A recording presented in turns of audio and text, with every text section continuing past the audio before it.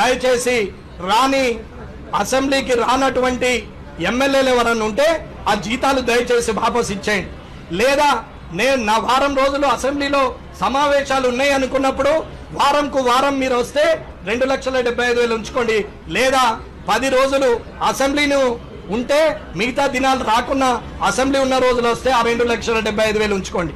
లేకుంటే ఏ ఒక్క రోజు రాకున్నా divided by 10 divided by 7 divided by assembly సమావేశాలు ఉన్నాయో ఉద్యోగస్తులకు ఎట్లయితే జీతం కట్ చేస్తారో అట్లాగే మీ జీతం కూడా కట్ కావాలా.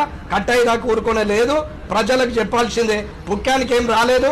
ప్రజలు ఓట్లేసి గెలిపిస్తే ఎమ్మెల్యే క్వార్టర్ వచ్చింది, 2 గన్మెన్లు వచ్చారు, నీకు ప్రోటోకాల్ వచ్చింది, నీకు 2,75,000 జీతం వచ్చింది, నువ్వు అసెంబ్లీలో వచ్చి కూర్చుండే అవకాశం వచ్చింది.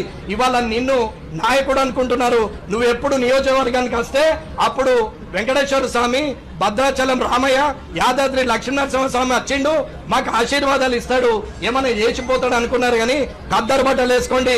దిగేటప్పుడు ఒక గన్మెన్ తెరుసుడు, ఎక్కేటప్పుడు ఒక గన్మెన్ చేయడం పెట్టి నెత్తికి తగ్గుతుందని డోరేసుడు.